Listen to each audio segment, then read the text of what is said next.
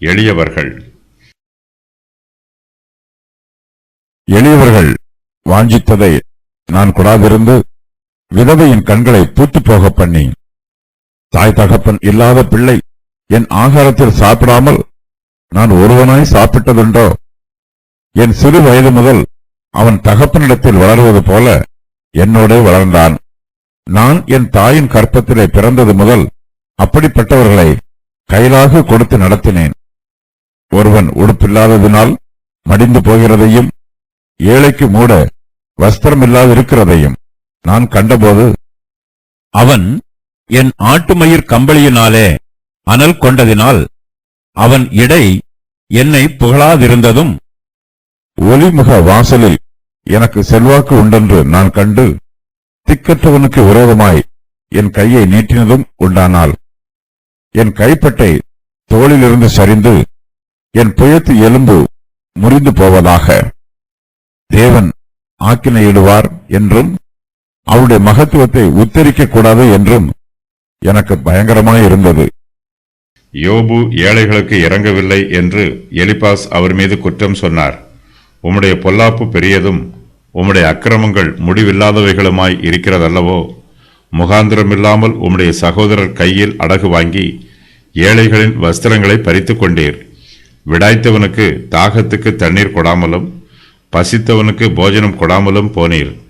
பலவானுக்கே தேசத்தில் இடம் உண்டாயிற்று, கனவான் அதில் குடியேறினான். விதவைகளை வெறுமையாய் அனுப்பிவிட்டீர். தாய் தகப்பன் இல்லாதவர்களின் புயங்கள் முறிக்கப்பட்டது. ஆகையால் கண்ணிகள் உம்மை சூழ்ந்திருக்கிறது.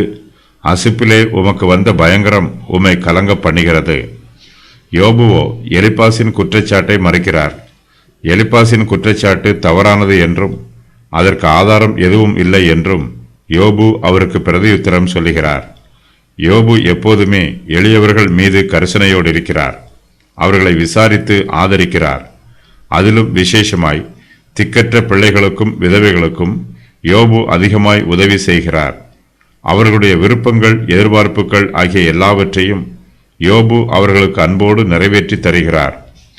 தான் எளியவர்களுக்கும் விதவைகளுக்கும் தாய் தகப்பன் இல்லாத பிள்ளைகளுக்கும் உதவி புரிவதை யோபு சாட்சியாக சொல்லுகிறார். எளியவர்கள் வாஞ்சித்ததை நான் கொடாதிருந்து விதவையின் கண்களை பூத்து போக பண்ணி, தாய் தகப்பன் இல்லாத பிள்ளை என் ஆகாரத்தில் சாப்பிடாமல் நான் ஒருவனாய் சாப்பிட்டதுண்டோ? விதவைகள் யோபுவினிடத்தில் உதவி கேட்டு அவரை பரிதாபமாக பார்ப்பார்கள். யோபு ஏதாவது உதவி செய்வார் என்று அவருடைய கரத்தையே பார்த்து கொண்டிருப்பார்கள். யோபு விதவைகள் மீது மனது உருக்கமாயிருப்பார். உதவிக்காக தன்னை நோக்கி பார்த்த விதவைகளுக்கு உடனே உதவி செய்வார். அவர்களுடைய கண்களை பூத்து போக பண்ண மாட்டார். யோபு தாய் தகப்பன் இல்லாத பிள்ளைகளுக்கு ஒரு தகப்பனைப் போல இருக்கிறார். அவர்களை ஆதரிக்கிறார். அவர்களுக்கு போஜனம் கொடுக்கிறார். தனக்கு நேர்த்தியான போஜனம் என்றும் எளியவர்களுக்கு சாதாரண போஜனம் என்றும் யோபு வித்தியாசம் பிரிப்பதில்லை. தான் புசிக்கிற ஆகாரத்தையே தாய் தகப்பன் இல்லாத பிள்ளைகளுக்கும் கொடுப்பார். தான் சாப்பிட்ட பின்பு மீதியாயிருக்கிற துணிக்கைகளை ஏழை பிள்ளைகளுக்கு கொடுக்கலாம் என்று நினைத்து யோபு அவர்களுக்கு முந்தி சாப்பிட மாட்டார். அவர்களின் ஆகாரத்தை அவரோடு கூட சாப்பிடுவார்கள். யோபுவின் மேஜையில் தாய் தகப்பன் இல்லாத பிள்ளைகளும் அவரோடு கூட சரி சமமாக அமர்ந்து யோபு புசிக்கிற அதே ஆகாரத்தை திருப்தியாய் புசிப்பார்கள்.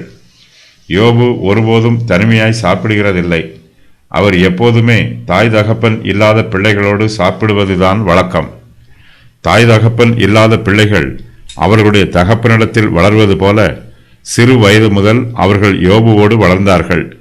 பிறருக்கு உதவி செய்கிற நற்குணம் யோபுவின் முதிர் வயதில் ஆரம்பமாகவில்லை.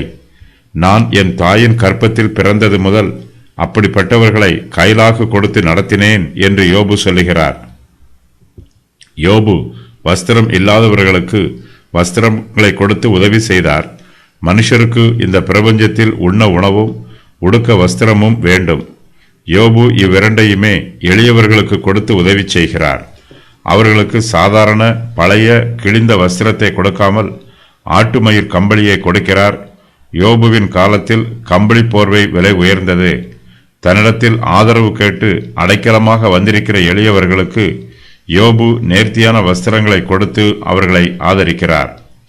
ஒருவன் உடுப்பு இல்லாததினால் மடிந்து போகிறது யோபுவின் விருப்பமல்ல. ஏழைகளுக்கு மூட வஸ்திரம் இல்லாமல் இருக்கும்போது யோபு அவர்களை பார்த்தும் அவர்களுக்கு உதவி செய்யாமல் சும்மா இருக்க மாட்டார். ஏழைகளுக்கு ஆகாரம் கொடுப்பதற்கு கொஞ்சமாக கிரயம் செலுத்தினால் போதுமானது. அவர்களுக்கு ஆட்டுமயிர் கம்பளியை கொடுப்பதற்கோ அதிக கிரயம் கொடுக்க வேண்டும்.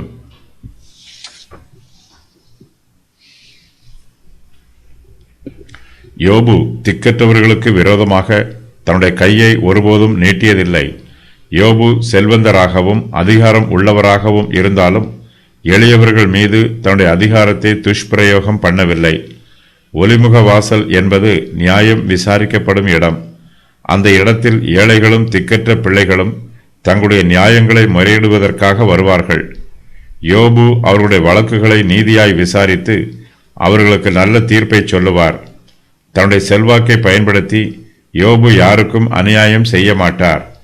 தான் ஏழைகளுக்கு உதவி செய்யாமல் இருந்தால் தேவன் தனக்கு தண்டனை கொடுக்கட்டும் என்று யோபு விசுவாசத்தோடு சொல்லுகிறார்.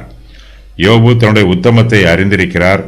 ஆகையினால் ஒருவன் உடுப்பு இல்லாததினால் மடிந்து போகிறதையும் ஏழைகளுக்கு மூட வஸ்திரம் இல்லாதிருக்கிறதையும் நான் கண்டபோது அவன் என் ஆட்டுமயிர் கம்பளியினாலே அனல் கொண்டதினால் அவன் இடை என்னை புகழாதிருந்தும் ஒலிமுக வாசலில் எனக்கு செல்வாக்கு உண்டு என்று நான் கண்டு திக்கற்றவனுக்கு விரோதமாய் என் கையை நீட்டினதும் உண்டானால் என் கைப்பட்டை தோளில் இருந்து சரிந்து என் புயத்து எலும்பு முறிந்து போவதாக என்று தனக்குத்தானே தீர்ப்பு சொல்லிக் கொள்கிறார். தன்னுடைய மாம்சம் எலும்பில் இருந்து விலகி அது அழுகி போகட்டும் என்றும் ஒரு எலும்பு மற்றொரு எலும்போடு சேர்ந்திருக்காதவாறு அது முறிந்து போகட்டும் என்றும் யோபு சொல்லுகிறார். யோபு பாவம் செய்ய சோதிக்கப்படும் போதெல்லாம் தேவனை பற்றிய பயம் அவரை ஆளுகை செய்கிறது. பாவம் செய்தால் தேவன் தனக்கு ஆக்கினையை கொடுப்பார் என்று யோபு பயப்படுகிறார். நாம் பாவம் செய்யும் போது தேவனுக்கும் நமக்கும் இடையில் உள்ள இடைவெளி அதிகரிக்கிறது. நாம் தேவனுடைய சமூகத்தை விட்டு தூரமாய் விலகி போய் விடுவோம். தான் பாவம் செய்தால் தேவனுடைய மகத்துவத்தை உத்தரிக்க கூடாது என்று யோபு பயப்படுகிறார். ஏழைகளை ஒடுக்குகிறவர்கள் மீதும் நியாயத்தை புரட்டுகிறவர்கள் மீதும் தேவனுடைய கோபம் வரும். தேவன் நீதிபரர். விசுவாசிகளாகிய நமக்கு தேவனுடைய நீதியே நம்முடைய நீதியாக இருக்க வேண்டும். ஒரு தேசத்தில் ஏழைகள் ஒடுக்கப்படுகிறதையும் நியாயமும் நீதியும் புரட்டப்படுகிறதையும் நீ காண்பாயானால் அதை குறித்து ஆச்சரியப்படாதே. உயர்ந்தவன் மேல் உயர்ந்தவன் காவலாளியாய் இருக்கிறான். அவர்கள் மேல் உயர்ந்தவரும் உண்டு. பிரசங்கி 5:8. யோபு இந்த சத்தியத்தை அறிந்திருக்கிறார். ஆகையினால் எளியவர்களுக்கு உதவாவிட்டால், திக்கற்றவனுக்கு உதவி செய்யாவிட்டால் தேவன் ஆக்கினையிடுவார் என்றும் அவருடைய மகத்துவத்தை உத்தரிக்க கூடாது என்றும் எனக்கு பயங்கரமாய் இருந்தது என்று யோபு நினைத்து பயப்படுகிறார்.